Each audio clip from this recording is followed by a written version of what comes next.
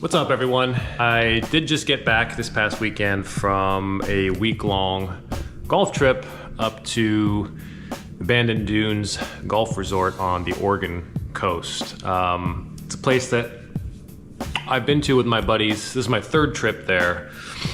I try to go once every 3 or 4 years, and each time I've gone, it's been incredible. This trip was a bit different for me in the sense that, unlike most other golf trips I've ever taken, I really hadn't been playing any golf at all, let alone practicing. And so I went in with pretty low expectations in terms of how I would actually play. And I think that actually helped me enjoy the trip a lot more, if I'm being totally honest, because I wasn't really concerned about playing well or shooting good scores. My goal was simply to go have a good time, enjoy the amazing surroundings, and just enjoy being with my friends and sharing that experience with them. So, and if I happened to play good golf, then that would be a nice bonus, but that was not the goal. And this trip, I think, delivered on all fronts. We got some really great weather, albeit really windy, but sunny days. Everyone played some pretty good golf at different points during the trip. In this resort in particular, there really isn't a whole lot else to do there except golf. So really you're golfing, eating, sleeping, and doing it all over again each day you're there. It goes by really fast. But obviously with that golf trip and with me getting a bit of the golf bug again, I haven't really been training much the last week or two. So got a couple rows in when I came back from Oregon, but that's it. I've erged twice in the last week and a half. So taking a bit of a break from training has made me think a bit more long-term about how I want to find balance in my life. And I've touched on this in past videos, but I tend to be either 0 or 100. And by that I mean I either just won't do something at all, or I'll decide to do something and I will become borderline obsessed with it. And this is a personality trait that is a bit of a double-edged sword, because in some ways it has served me well, but in other ways I think it can be a bit of a hindrance at times. And I'll use this as an example where there's a part of my brain that, now that I'm more interested in playing golf, I'm not gonna lie, has said, you don't need to train anymore. You know what, you've accomplished a lot already in the last 9 months. Just stop.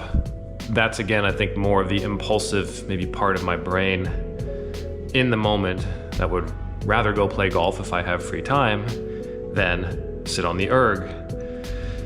And there's a part of me that feels like if I can't put 110% into something, and if I'm not constantly improving, then it's not worth doing. And the logical side of my brain knows that's not true. So if I think back to this past spring, where I was progressing pretty rapidly on the erg, and I was setting a new PB, a new personal best, pretty much every week, I know that that's not sustainable. At some point I will level off, I will plateau, or the gains will become much more incremental. But the goal should not only be to get faster. I think an equally important goal is to just build good habits, good training habits that can help me stay healthy, right? And so I know that even if I'm not setting new personal bests, or I'm not in shape to do that, it doesn't mean that I should stop training altogether, which I otherwise might do. So I actually think this summer is a good test for me in how to build those habits, right? How to just stick with some really basic training, even if I'm not posting any noteworthy numbers or workouts on the erg. It's a good chance to just get the miles in and be confident that I can find that fitness again later in the fall or this winter when the time comes. So with all that said, I haven't done a really high intensity workout on the rower in about 2 weeks. And I have another trip coming up this weekend where I'll be gone for 4 days, won't be able to train. I have another trip following that for 3 to 4 days where I won't be able to train. So days when I can actually train through the end of July are fairly limited. And I do need to get both the cross team challenge workout done, which is a 6,000 meter row for time. And I also need to get the sub 7 team challenge done as well, which happens to be a 5,000 meter row for time. I got to get both of those done sometime this month. So I figured today I'll just get the 6K done. Certainly not expecting a personal best. And honestly, I really have no idea how it's gonna go. Now, I pledged to myself that I will not stop during the piece. So if it's not going well or I'm not feeling great, I'll just take my foot off the gas and finish the piece out, even if it's at a slower pace. I'm probably not gonna have a chance to do this workout again this month. So I'll give it my best and just let the chips fall where they may.